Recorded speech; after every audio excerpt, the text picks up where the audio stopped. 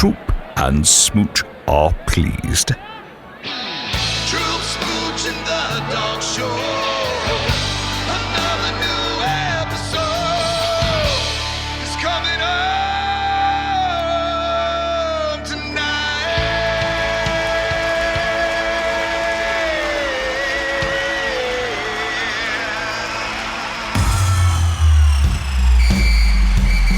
It's the Dawgs Show. It's the Dawgs Show. It's the Dawgs Show. You're listening to the one and only Dawgs Show.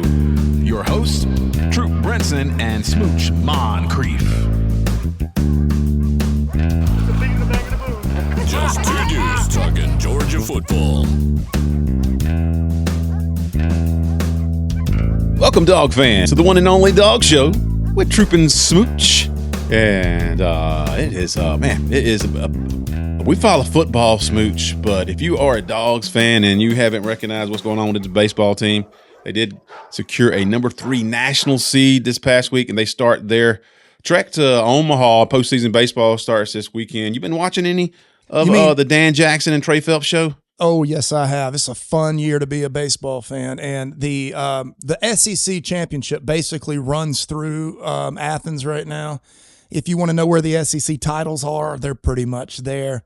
Yeah, the SEC championship Dogs, all they got to do, once you get in this tournament, it's 70% talent, but that other 30% is who gets hot win, who gets momentum in the breaks. And if the Dogs get the breaks that they didn't get last year, look out.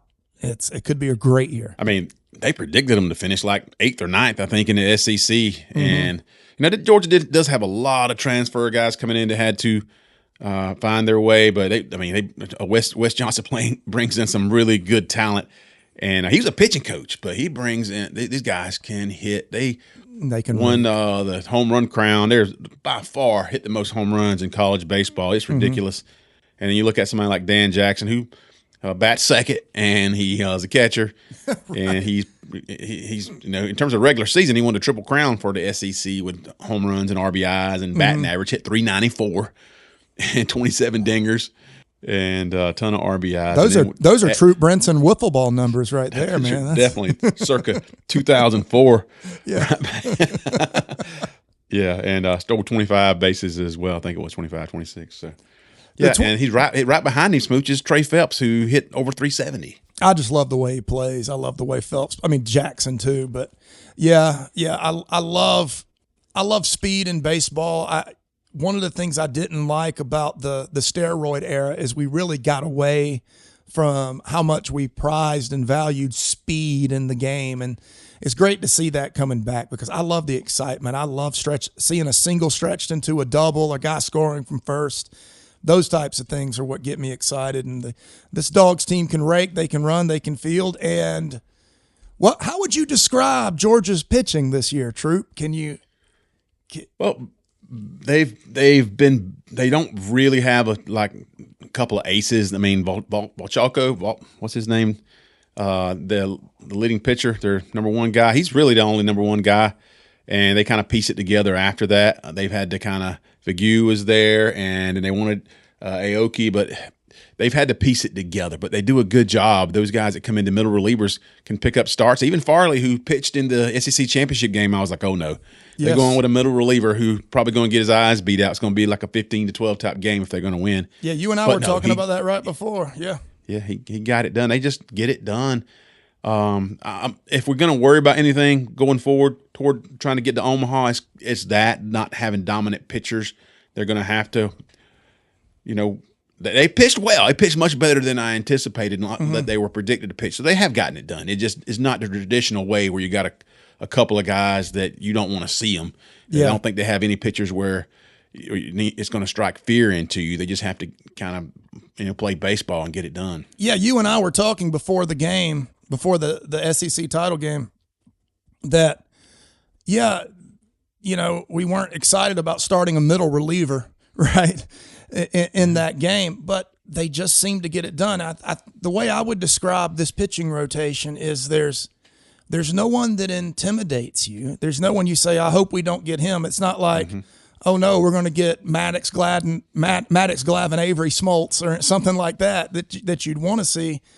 But they just seem to get it done. And when they need to, as the kid did this past week, and when they need to pitch above their stat line, they seem to. And that's the type of thing you look for. If they can just keep it going, you think about when you get, Tech, for instance, has a great offense, when you get into these games, can a team expose that part of Georgia? How's it going to go? There's a lot involved, but it's a fun team to watch when they're down 6-0, 7-0. That means you just, all right. It's almost like men's softball, They were down 6-0 in their second game in the SEC tournament to Florida. Right. And came back and won that game. It was very exciting, but they just keep putting runs on the board, and they'll have a 4 or 5 run spot somewhere in almost every game. Mm-hmm. And they hit the ball really hard. That team hits the ball hard. Before we get too far into this, folks, give us a like, give us a thumbs up right there. Subscribe to the Dawgs Show, and we will appreciate that. This is our 3rd or 4th year now. We're on episode 175. 175. That's got to mean something. Yeah, that's something. It's got to mean something right there. So, I think I realized that this baseball team really had a chance to do something when they played Mississippi State. Mm-hmm. Mississippi State, they expect to win national championships. They care about baseball probably ahead of anybody else in the SEC. I mean, LSU's right there too. But Mississippi State cares more about baseball than they do football. Yeah. They pour money into their baseball program. And they were saying Georgia had to hit the road, and Georgia had a good early season, and Georgia had to hit the road to Mississippi State. And I was reading their fans, and then I was reading a national pundit coming in and say, this is going to be tough for Georgia. They will be lucky to win one game because Mississippi State's pitching is really good. They have hitters all through that lineup. This is going to be where they find out they're going to finally play a real baseball team on the road. Yeah, come back to reality was the yeah. Georgia goes in and sweeps them. Sweeps them 3 games, and they have not slowed down. Just had that kind of season. Here's how it sets up. Georgia will have their first game Friday in Athens. They got Athens Regional, 4 teams there: Georgia, Boston College, Long Island U, and Liberty. And so Georgia will play Long Island on Friday. Boston College and Liberty will play as well. Georgia will play the winner of that. Yeah. Now, what we really want, we might not even throw our number 1 starter against Long Island, because I think the other 2 teams are teams that we would give us more of a game. And I think Liberty actually has one of the best pitchers in this regional, but they are probably going to have to use him against Boston College just to get by that. Yeah. So it's going to be interesting how that sets up. But Georgia in Athens should feed the trees, and they should move on. And if they do, and I believe they'll play a 2 out of 3 series again in Athens against the winner of Mississippi State's region. And Georgia's already beat them 4 times, but that still will be a very tough matchup to win a series against them again. Yeah. And so they have to win 6 out of 7, or at least 6, and to get to Omaha. That's the road ahead of them to get to Omaha. But those first 2 the matchups will be at home. Right. So that's great. Yeah. And you don't want to look too far down the road, but yeah, they're gonna have to get there. They're gonna have to prove it against Mississippi State again. And law of averages doesn't favor the Dogs, because you can't beat a team 100% of the time. You expect the pendulum to swing back. But to your point earlier, so a good friend of mine here in North Alabama is not only is he a Mississippi State fan and alumni, he was actually a cheerleader of all things at Mississippi State. Yeah. One of those big, thick dudes that throws the girls up in the air and all that. He did all that, and then went on and became an MMA fighter after that. So you can't razz him too much about the cheerleader thing, because he did have an MMA. Has he got a cauliflower ear? You know not to mess with that guy. He got kind of like that. Yeah, his face is unpleasant because it's been to war. It's but you're exactly right. They love football, but man, baseball. He's always taken off to go watch baseball. to go watch the faux Bulldogs play. And serious about it, so we may have to they- beat them again. yeah. I mean, they're not sure to come out of their regional. No. But they should be obviously favored. They are a national. They are our seed. They're the top seed there. So, but they just haven't had the year they expected to have. They were talking so much early in the year. Like, who's going to beat us this year? We're going to win. We're going to win the SEC by 5 games. Yeah. Which Georgia did go on to win by 3.5 games. Georgia just walked right on through the SEC schedule this year, and the knock was, well, they didn't play tough teams. They did. They just didn't play in February. Their schedule might have been a little lighter. Yeah. They might have not played those midweek games that some of these other teams did. But if you just win, I mean, all those questions about your RPI, right? If you just keep winning, they can't keep winning. I mean, those opinions don't matter. They matter. They are weighted when everything's real close. You got to figure out this team's basically the same team as the other team, and that was not Georgia this year. What a spectacular season! Congratulations to them. Absolutely. And we just want to keep playing. This is a fun team. You just want them to keep playing, and they have at Athens. This is a very a place for offenses to thrive. So anything can happen, man. You get a pitcher who Georgia pitcher goes in there and walks 2 or 3 people, and then somebody hits one over into the trees. Things can. It's happened before. Georgia hasn't really progressed much beyond this in the recent years. So good luck to those guys. Absolutely. The other thing that's going on right now, there's a couple of things, and we'll try to touch base on it and see if we can point you in some directions with it. They have the spring meetings, I think, for football, SEC spring meetings in Destin. And man, what a beautiful area! Have you ever been to Destin? Those beaches down there? Many times. Have you? Fort Walton, Destin area? Yeah, absolutely. So nice, beautiful. It's beautiful. I love it. And a lot of good, nice restaurants too. And they brought that sand in special. That's not native to the beach, but it's beautiful. No, it's so pretty. It is. We went to last spring. We've been to Destin. I've been twice, and me and my wife went a couple years ago. We wanted to go down in that same area, but we went to Cape San Blas. Okay. Didn't like it as much. Yeah. It was not, the restaurants weren't as good. The area just wasn't much entertainment there, and the beaches were nowhere near. And sometimes you just have storms blow up and then blow a bunch of seaweed out there, and that's kind of what happened when we went. Yeah. But yeah, so they're having the big meetings, and you're hearing, because football is in such a wild place, and all these power brokers in football are trying to grab here and there, and sometimes it's against.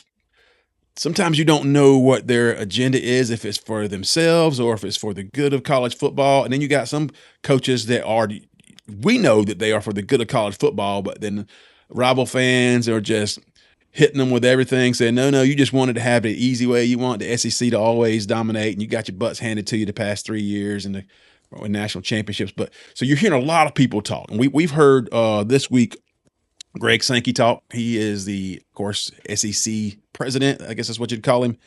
And we've heard that's not the word I have for him, but yeah, that's no. We got some questions about him. Yeah. We heard Jerry Moorhead, the president at University of Georgia, talk. Right. And he makes a lot of sense. And it's like he and Coach Smart are saying very similar things. Sankey, you don't know if everything he does is. I have so many questions about even talking about the 9-game schedule. There's things he's doing that I don't think are conducive to, or what is his motive, or best for the SEC, for his league. It doesn't seem like he's motivated by what's best for them. Maybe he is, but it's a whole different thing than when you hear some of these coaches talk. When you hear Jerry Moorhead for Georgia, and they're like, we got to get a hold of what's going on. We can't just continue down this same path. Right, and then Kirby shows leadership, saying that he's fine doing his own thing, right? That type of thing, that's just good leadership. It doesn't mean he's firing a shot over the bow or anything. He's just saying that he's going to lead no matter what the situation is. But do you want to look into this bill at all and talk about or the act, I guess, what is it called? The Protect College Sports Act. What's that? Ted Cruz and Maria Cantwell. I want to talk about it, but what Kirby's saying, and I've heard other Iowa fans say, well, you can't be the only teams that pay the players, and so now you don't like what's going on. We can, everybody can pay players now, so it's even the playing field. Now you're upset about that. And Kirby's like, no, I just want the same rules for everybody. Right. And the same fans who you got Miami fans and USC fans yelling at Georgia fans about that. I'm like, are you kidding me? That's ridiculous. You don't think Miami and USC, we know the history. Some of you guys just started following football 5 years ago, don't apparently know that USC and Miami paid players. You don't think Of Ohio State, course. Michigan paid players? Yeah. Come on. No. Come on.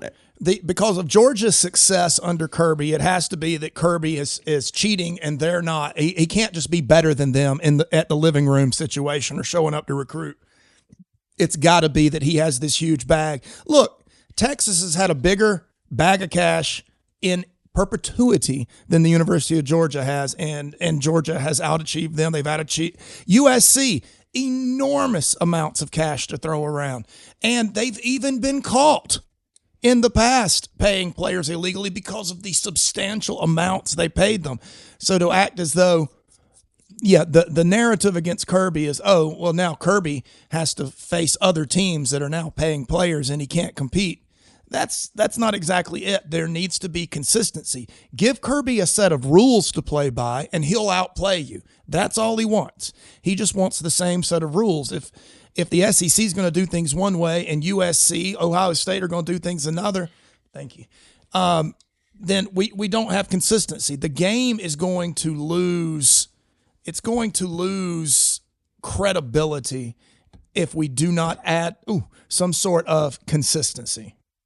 Well, and there's not an endless supply. It's unsustainable. That's the thing. If you want college football just to cease to exist as you've known it, I'm not saying that paying players is wrong. I'm saying, or right or wrong, I'm just saying that it's not sustainable. We will not be able to continue enjoying what we enjoy. That's exactly right. It won't work unless you have some guidelines and unless the people who don't follow the guidelines can be punished, because as soon as you don't follow, people think there's no teeth behind a law or anything. They're just going to do what they want to do. And I even sent this, and this is the rival fans who are disingenuous to me, who say stuff about Georgia's motivation or Kirby's motivation for saying this. I just sent you this, Smooch. We can put it up there. Yeah. TCU scouting. I called somebody out and said, so your assumption is that SEC is the only conference who was paying players under the table. I mean, they did. Georgia got players punished. It cost Georgia with Todd Gurley. Who else got punished for doing autographs? There was a couple of players at Georgia that got punished for this kind of stuff. So there was teeth behind it, or Georgia assumed there was. But this guy responded to me and says paying players was Nick Saban's competitive advantage. Oh my gosh. That just totally discredits the incredible CEOs and coaches that coaches like Nick Saban and Kirby Smart. It's not just about they paid enough players to have enough players to beat you. There's a lot more that goes in there. So that's really disingenuous for fans to say that. I can't believe they really believe it, but it feels good to say it, I think. It makes you feel better, as though your team now is on equal footing. You somehow have an equal shot. Look, if there's a Nick Saban or Kirby Smart in the game, you don't have an equal shot. You are the underdog because they're superior as coaches, as recruiters. This idea that now that you can all offer money. Yeah, you'll see a Texas Tech offer a huge bag to a guy that's, and put all their eggs in one or two baskets, that type of thing. But we haven't seen that translate into success. Now that we're paying players, where are the Texas national championships? They're not there. Also, this is if we look at the blue chip ratios, which tells you how much talent's on your team. Exactly. The NIL's been going on for a while now. On the transfer portal, Georgia has the most talented team this year that they've ever had. So they're still recruiting at a high level. Mm-hmm. And I hear our fans say, "Well, you guys can't, since the NIL, you can't even win. You can't even get out of the first round of the playoffs." Well, Georgia made the playoffs, but they haven't had to play in the first round. Be honest with you, because they win the SEC championship, they get a bye. You guys are playing in the first round because you can't win a championship of any kind. When you win when you win the SEC title, you're automatically out of the first round of the playoffs, friend. That's how that works. We didn't have to sully our hands with the first round of the playoffs because Dawgs were SEC championship. You guys can handle the peasants and It's a little deeper when you knock off the. Which I will say, and this is a conversation, a topic that we should cover at some point, because there's only one team that has gotten that bye in the past 2 or 3 years. That has won. Yeah. There's won a game, and there is so much gap from your last game to, and you get almost a month off. That has shown to be a disadvantage. I don't care how great your season has been; it's been a disadvantage. It has to have you. If you get a little tune up against a team that doesn't belong on the field with you, that seems to work much better. And that's just something to talk about later on down the road. It's just something that popped in my head. Some of these disingenuous fans who just want to. I'll tell you, they're just tired. They're sick and tired of Georgia. Right, you're right about that. And the thing is if you win, when you're in a spot in the playoff where if you win, you face Georgia, guess what? They know who their next opponent is longer than Georgia does. Georgia has to wait for the winner of a game, right? And so if teams are playing, there's more prep for those teams. There's something about the momentum, the way the youth of these players and their ability to stay cohesive as a unit. There's something to it. I don't know exactly what's going on, but yeah, it's shown that the bye is a detriment because there's already a lot of time there. It just adds on to it. And then you throw in the fact that the teams round before that, they have extra time because they know who, if they win, their next opponent is. Whereas the teams that get the bye do not. They have to sort of wait and see. And so, yeah, the whole thing is silly. I think the idea of the all the time off, I'd love to see something done with that. I don't dig it. I know you think on the surface, oh, I want my team to get healthy and they'll have all this extra time, but it's not showing up that way on the field. Georgia's gotten the bye twice and failed the next game. The only team who has made it work for them is Indiana. The rest of the teams all have lost. Right. And so, yeah. But Congress, again, is trying. And what do you know about this bill the Senate is putting out there? We just had some news break today about it. I think Ross Dellinger put it out on Twitter. Yeah. Well, first of all, I would encourage you not to get too excited about anything. When the government gets involved with something that's already corrupt, that's a corrupt body stepping in to help fix corruption in another corrupt body. We're not talking about efficient, sweeping, beautiful change where we all come in, hold hands, and sing Kumbaya, and then college football's right back to where it was. Don't get excited about that, but transfer limits, the restriction on undergraduates to one immediate transfer without penalty, with subsequent transfers requiring players to sit out a season. So the idea of transferring 2, 3, 4 times, which we've seen, supposedly that would be done away with. There would be penalties that could be enforced. That's the problem. There's nobody enforcing anything right now. And with the only exception being a coaching change, but there are also restrictions on coaching changes. Coaches cannot leave their school during the season. You cannot accept a job during the season. I don't know exactly if that has anything to do with the interview process, accepting a job. Can you do that without signing the paper and you haven't left your team? I don't know how any of that works out. Georgia got beat by an interim last year, so it didn't matter all that much. And so let's see what else. Let me see. I've got it. Let me look at my notes. That might help. The 5-year. I saw something about a hard cap and also a 5% max agent fee. Yeah. And then one thing is that optional pooling of TV rights in terms of money. I don't know how that breaks out, but that's something that's under discussion, of course, too. Yeah, it allows entire conferences to sell their media rights collectively as one single block. I don't know. That's probably what they say above our pay grade. I don't understand all the implications of that, but it apparently is quite important because it's in the same deal. The The COVID year gave us what was known as a super senior. And I think that was right. I think it was right that players didn't have to count that COVID season toward their eligibility. And so you could play 6 years basically in college football if one of your years happened during the COVID year of 2020.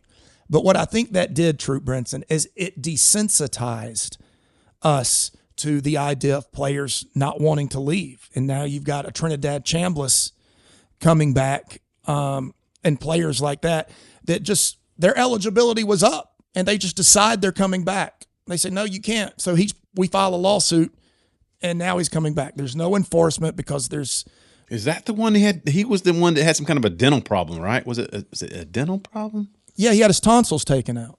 Yeah, He had his tonsils taken out. So he lost a part of one of his seasons because of that, and so he got a retroactive medical red shirt for getting his tonsils taken out.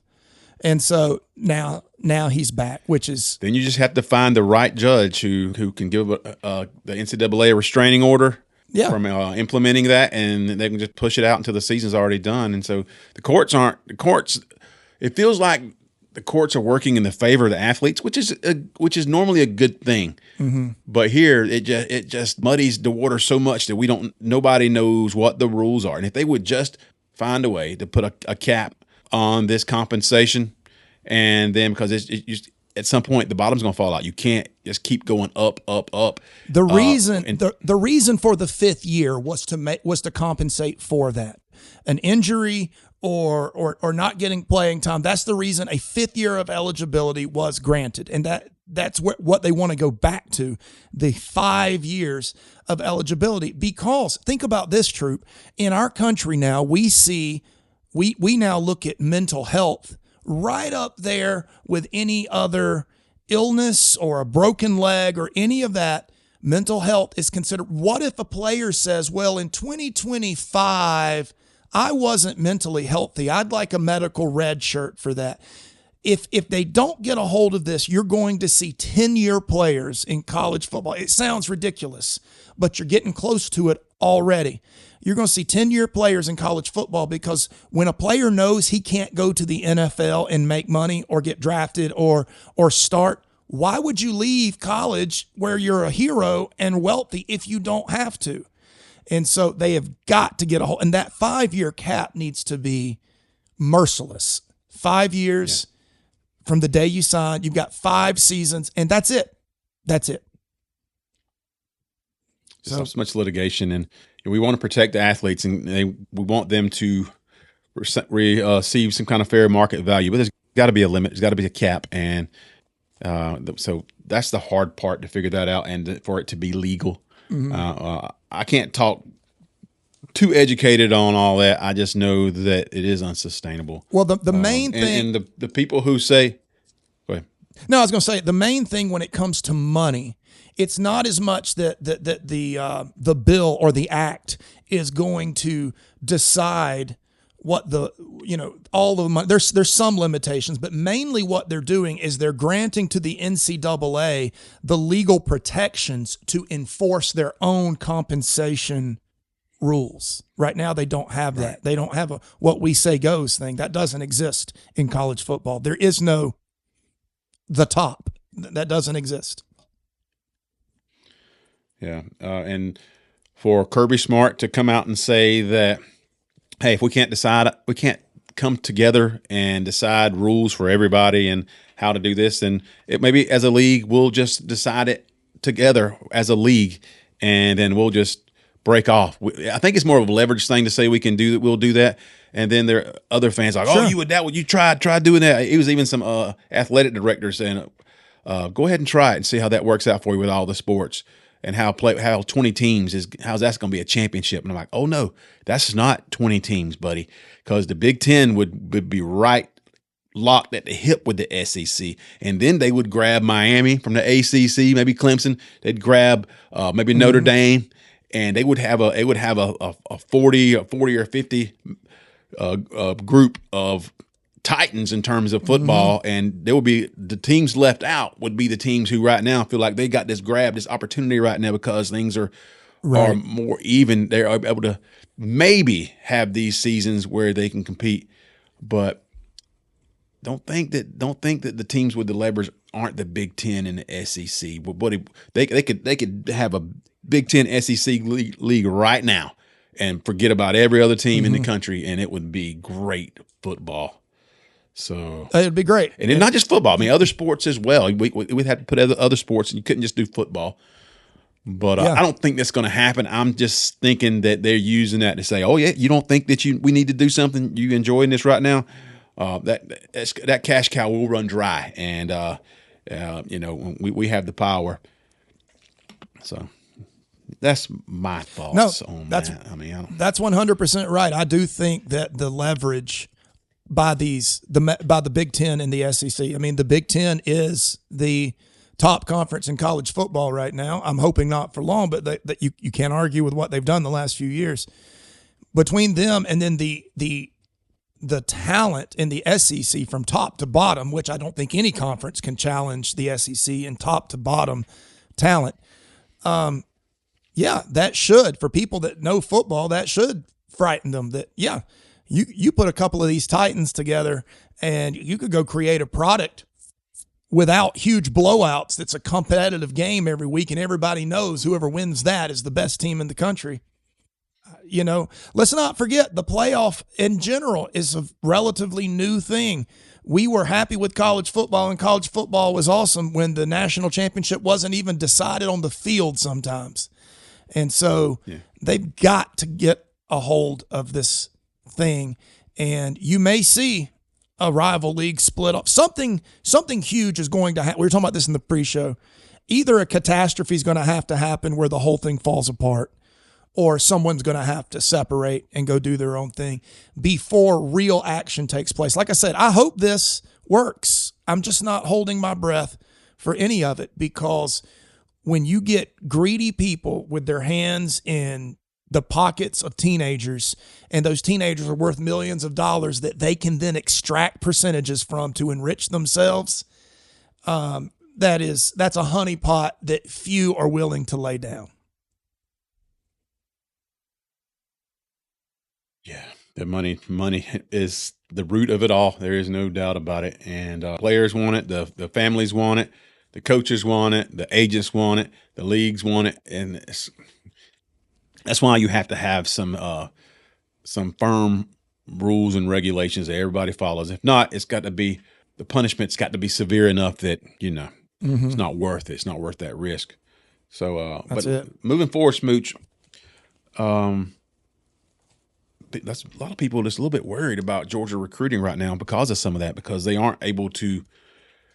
There's so much this transactional. They aren't able to, with some of these top players, these 4- and 5-star high-level players, that traditionally the fact that Georgia is an NFL machine and they have a development as good as anybody in the country. They win championships, and they have coaching staff that's been in place that you're dependable. That has not been translating into the high level of recruiting. Now, I just told you that they have the highest blue chip ratio, right about 88%, I think I saw, in the country, and the best that Kirby Smart has had at Georgia. But that may disappear in the next couple years if things don't change, and if it is strictly transactional, because he's already said that he prefers not to pay these new players up front. He wants to pay his players, retain them, pay them for what they've done. Pay the juniors should be getting the biggest pot of money. That's the way he wants it to be. But if things don't change, I don't see how that's sustainable either. I think Georgia will suffer because of that. And to the point that I heard some insiders say that, and I don't know if this works either, that Georgia may be rethinking how they set the market on some of these players that they have targeted, because they will offer these folks early, set the market in February or March, and then the other teams know how to respond off that. You don't make the first bid in anything like that, and so Georgia is putting themselves in a spot where they've elevated the market, and then they don't come back. They get outbid in the end. So maybe they're going to hold off on some of their best offers for later. But if you do that, there's a trade off there too, because these guys are signing deals.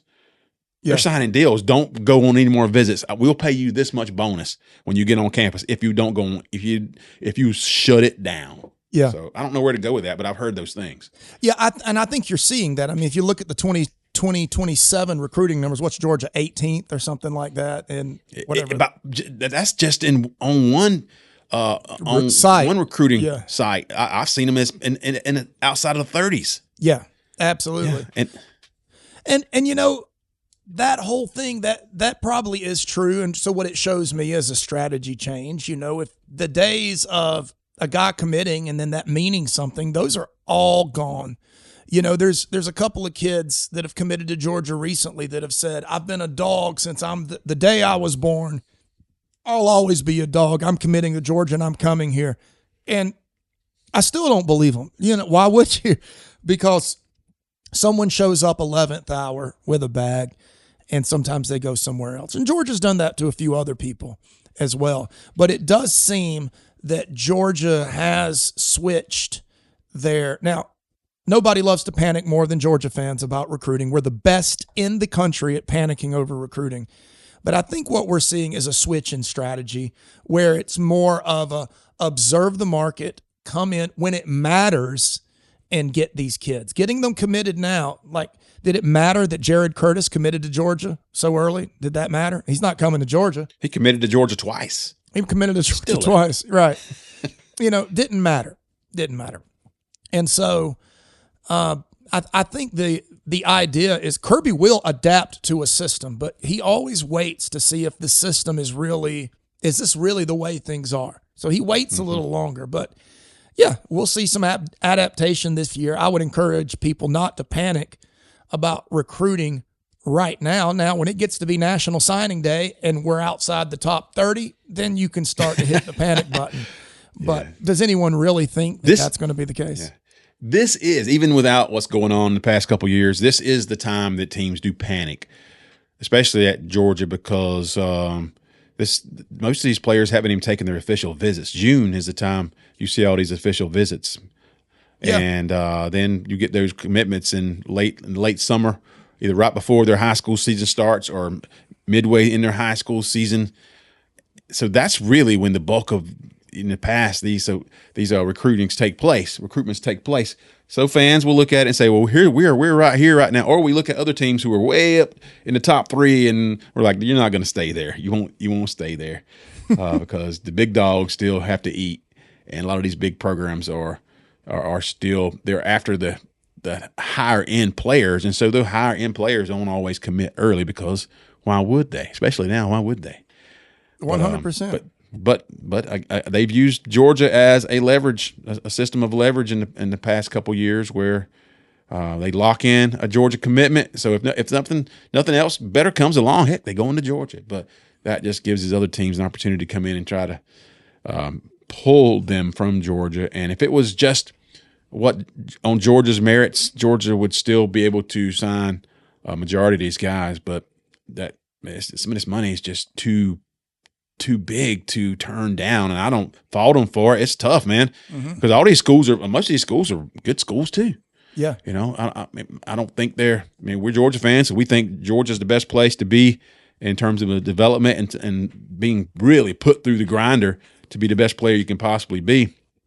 But they're going to still go to a great school and get paid for it, maybe a sizable amount more than Georgia was offering. So it's hard to fault a kid for that.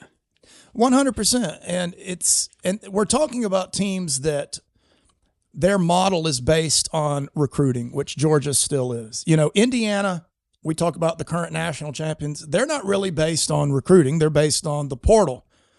By the way, what we just talked about, the restricting players to 5 years of eligibility, that would have yanked the nucleus out of Indiana. They had 19 fifth and 6 year players on that national championship team, 19. And so that'll yank the nucleus out of that. The safest way to go is going to be to recruit. That's the healthiest way for your program for sustained success. So I'm good with that. I sometimes want Georgia to go out and spend in the portal because I get emotional just like everybody else does.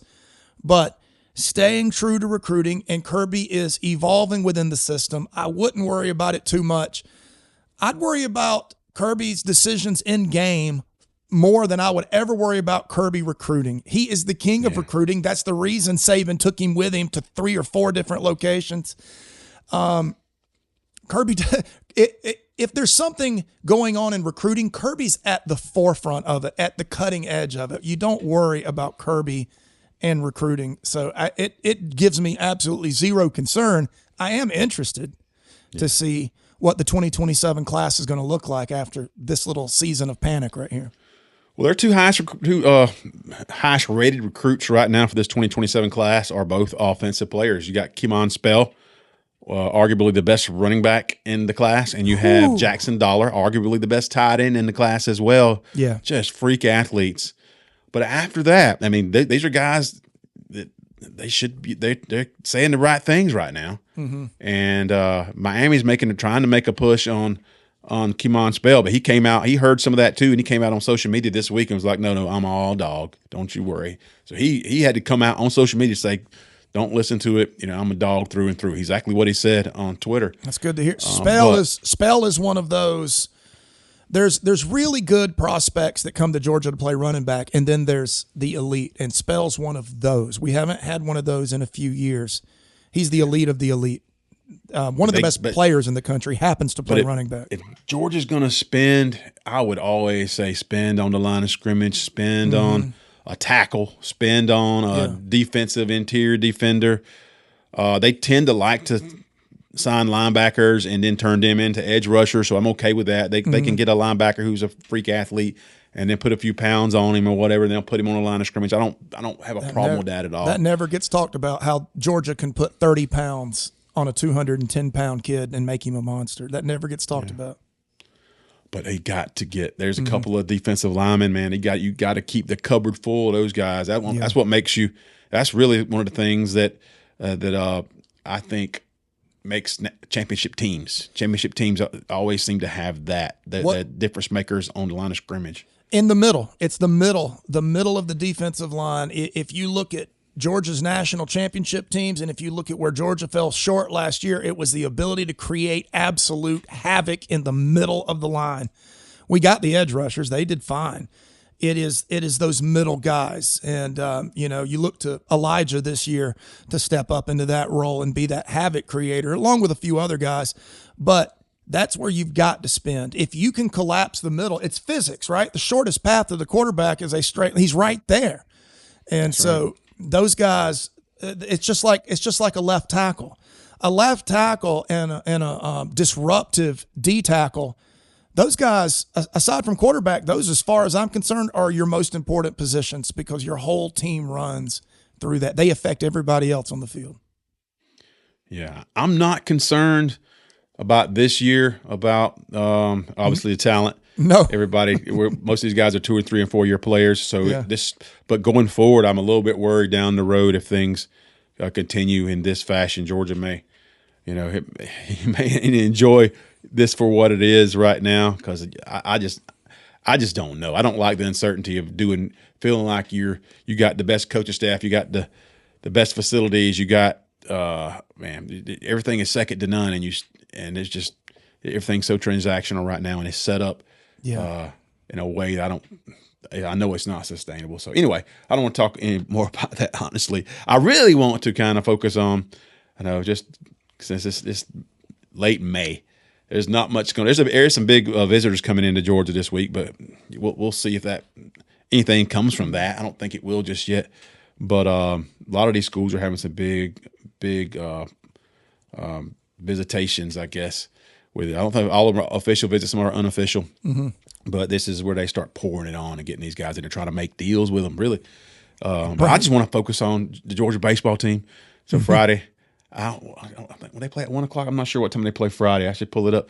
But they're going to play Friday against Long Island, and this could be one of the special years, and it has been so far. And so I believe in that group. They got so much depth, Smooch. They'll bring guys in who just play here and there, and they hit rockets all over the field. Folks who don't even start maybe a game, maybe a couple games a month, and they just walk in and swing the sticks. 7 p.m. By the way, it's an evening night game. Is it? Night game, Long yeah. time. At Foley Field. That'll be fun. Let me see. I had that pulled up earlier. Yeah. It's going to be fun. And then, like I said, there'll be 2 games this weekend. Hopefully Georgia wins them both, and nothing else. Nothing sketchy happens, and they just hit a lot of home runs and get ready for probably Mississippi State. But there'll be some little drama in that. Well, right now they just got to go clean out their pool. That's the main thing they got to go do. Go clean the pool, if you know what I mean. The pool you're in, go win it. But yeah, I would encourage Dawgs fans, hey, don't miss out on this. You know, years like this where you're dominant in a number of sports, especially, you know, the 2 American pastimes. Don't miss out. Get on board. It's if you say I don't want to be a baseball bandwagoner, now's the time to bandwagon. Jump on board. Don't miss this. It, man. Get on it. Let's have some fun. I know it's not when you're like Georgia, you know, football is where it's at. But yeah, football's king. Yeah, there's a lot of great baseball played in this area in the Southeast, and especially in the state of Georgia. And so look forward to that. Hopefully they get good weather. We don't want to have a lot of rain delays. That does affect your pitching staff sometimes. But, you know, Georgia got good depth. They just don't have the number one ace back-to-back starters that, you know, would just put up tons of zeros. But it'll be fun. It's going to be great. That's all I got. Yeah, man. Love it. That's all I got. We toyed around this episode with doing a Dogs After Dark. Smooch didn't have his pipe ready. Everybody knows that's a prerequisite. I didn't have any cocktails made either. Yeah, and it wouldn't have been right.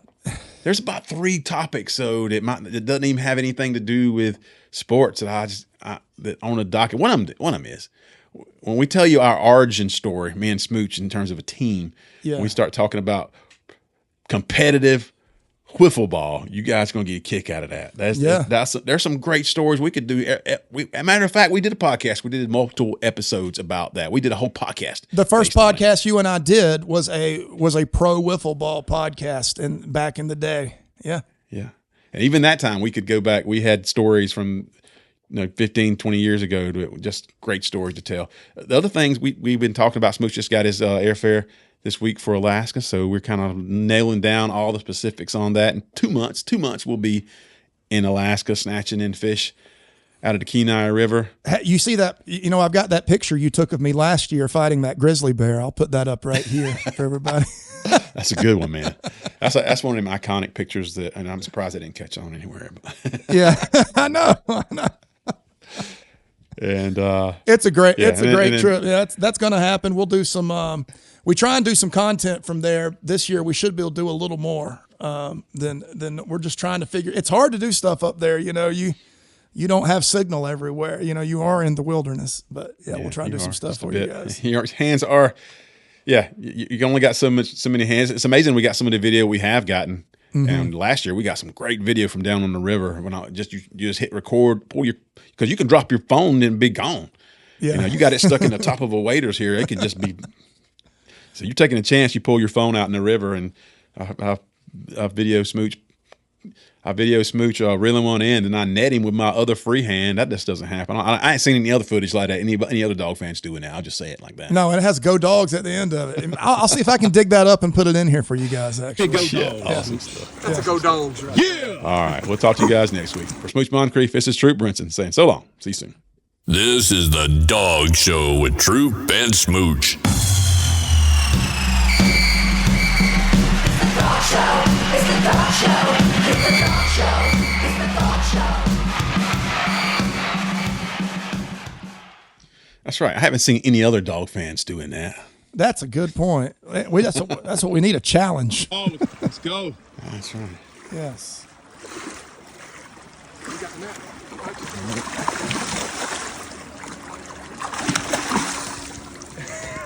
Give me a Go Dawgs, Smooch. That's a Go Dogs, right? Yeah!